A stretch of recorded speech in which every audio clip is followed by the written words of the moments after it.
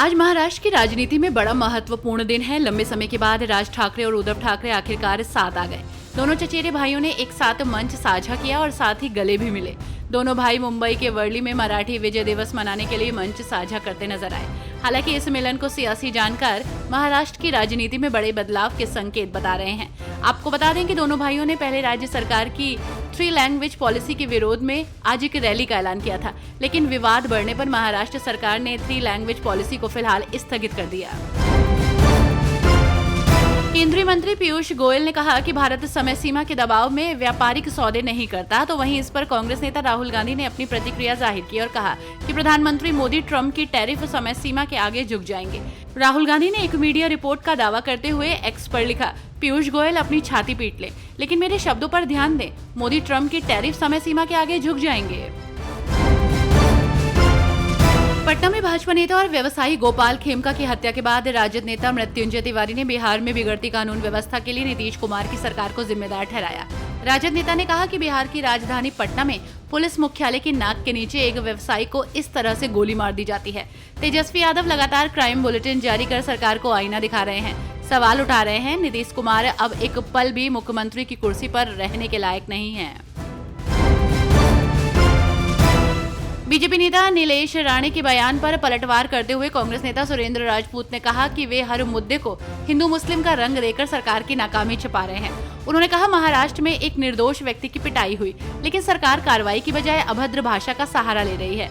राजपूत ने सवाल उठाया कि क्या सरकार इतनी अक्षम हो गई है कि वो नागरिकों की सुरक्षा तक नहीं कर पा रही है। उन्होंने कहा, ये धर्म का नहीं, इंसानियत का मामला है।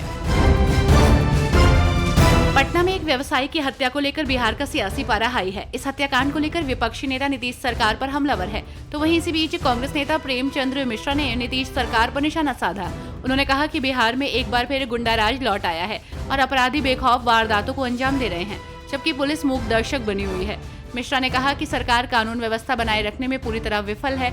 उन्होंने सवाल उठाया कि जब मुख्यमंत्री खुद गृह मंत्री हैं, तो जवाबदेही किसकी होगी। बिहार के बड़े उद्योगपति गोपाल खेमका की हत्या के बाद बिहार की सियासत गर्मा गई।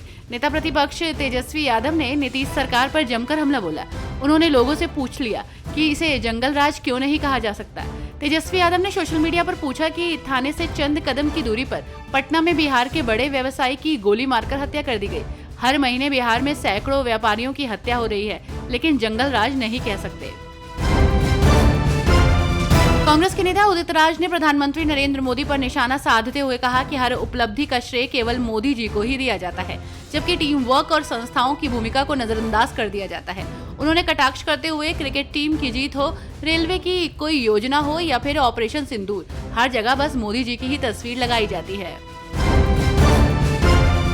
साल 2027 में होने वाले हिमाचल प्रदेश के विधानसभा चुनाव को लेकर तैयारियां तेज हैं और ऐसे में भाजपा अध्यक्ष जेपी नड्डा ने 2027 के हिमाचल प्रदेश चुनाव के लिए कमर कस ली है।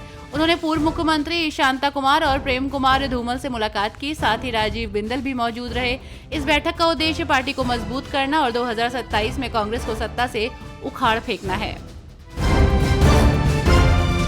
उत्तराखंड के मुख्यमंत्री धामी ने टनकपुर में कैलाश मानसरोवर यात्रा पर आने वाले तीर्थयात्रियों के पहले जत्थे का स्वागत किया।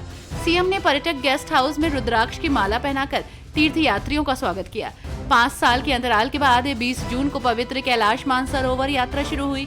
आपको बता दें कि कोविड-19 महामारी और भारत चीन के बीच तनावपूर्ण संबंधों के कारण तीर्थ यात्रा को पहले ही स्थगित कर दिया गया था।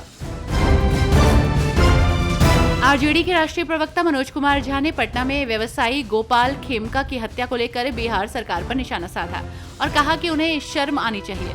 मनोज झा ने कहा, खेमका का परिवार क्या सोचेगा? ये घटना देर रात की है, क्या यहाँ सरकार नाम की कोई चीज है? मैं अब ये सवाल किसी से नहीं पूछूंगा।